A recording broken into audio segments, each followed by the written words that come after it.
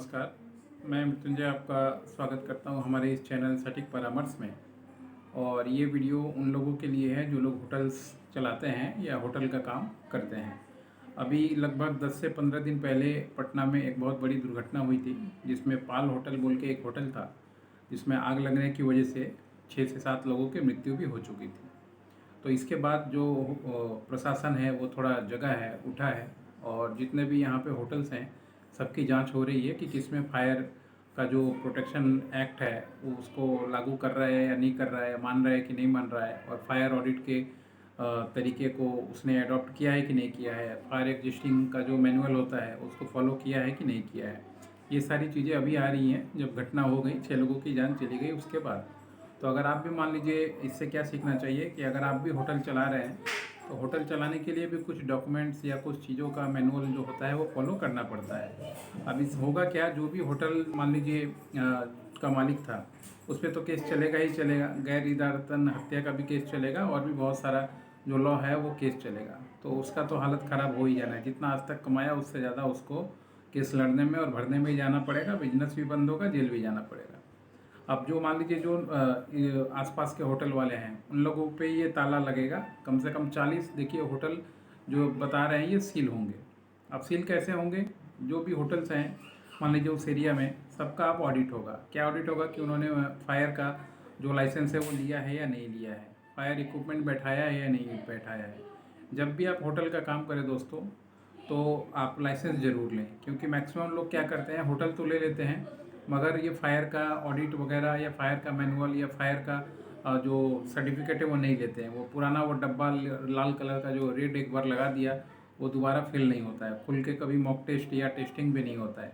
इसमें क्या होता है, लोगों की जान चली जाती है। और एक बार मान लीजिए इस तरह का कोई घटना हो जाए तो इसका गाज सब जो होटल है सब पे ही गिरता है, और हर एक होटल को ही ऑडिट करना पड़ता है और बंद होता है।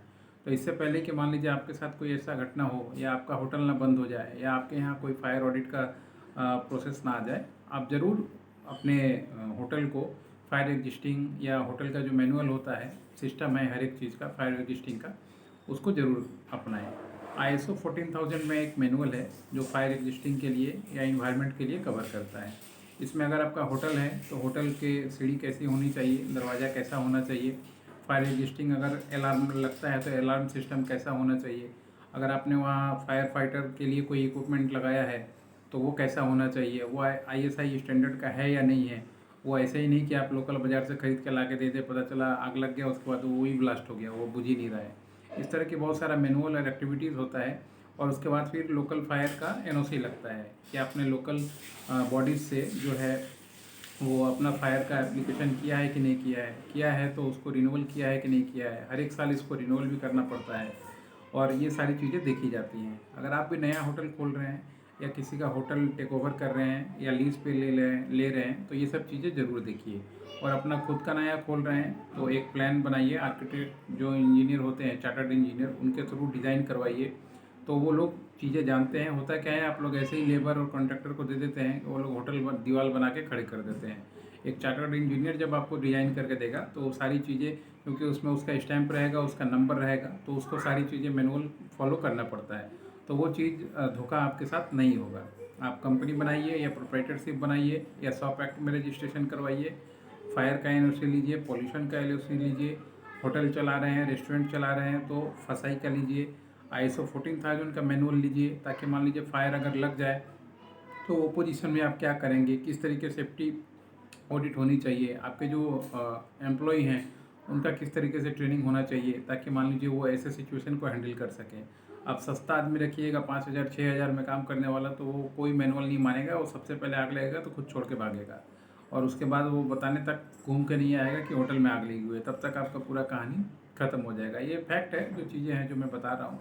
तो होटल मालिकों को थोड़ा सावधान हो जाना चाहिए। बिजनेस कीजिए, तरीके से कीजिए, और सही से ऑडिट करके देखिए। 5 स्टार भी चल रहा है, आप लोग सस्ते के चक्कर में, बचाने के चक्कर में और भी डूब पड़ते हैं। 3 स्टार 4 स्टार महंगे महंगे होटल हैं जो चल रहे हैं, अच्छे से मेंटेन कर रहे हैं चीज़ों को, ज़्यादा चार्ज ले रहे हैं, चल रहे हैं। तो आप लोग कम चार्ज के चक्कर में सोचते हैं पता नहीं चार्ज बढ़ा दिया, होटल चलेगा कि नहीं चलेगा। सर्विस दीजिए, लोगों को बताइए, जागरूक कीजिए कि हमारे पास ये चीज़ है, हम लोग ये सर्विस दे रहे हैं आपको, और इतना चार्ज करेंगे, ज़रूर चलेगा। जो भी कंफर्ट जोन में लोग रहते हैं, थोड़ा सा सुविधा ढूंढते हैं। अब जिनकी जान चली गई मान लीजिए आग लगने की वजह से, तो वो क्या वापस आएंगे? नहीं आएंगे। तो ये होटल की जिम्मेवारी तो बनती ही बनती है कि ये पब्लिक से रिलेटेड मैटर है, तो थोड़ा सा सुरक्षा की व्यवस्था जो है उन लोगों को करके रखनी पड़ती है।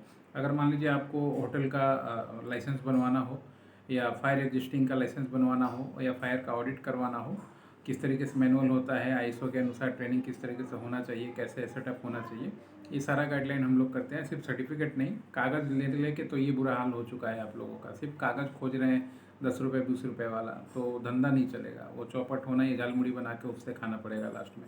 सिस्टम अप्लाई कीजिए, एक बार सीख जाइएगा तो बार बार आप लोगों के लिए काम आता रहेगा। हमारा व्हाट्सअप नंबर नीचे दिया हुआ है 9230222490। कॉन्टैक्ट कीजिएगा। अगर इससे रिलेटेड कोई भी काम होगा तो आपको करवा के दिया जाएगा। आज के लिए इतना ही दोस्तों, नमस्कार।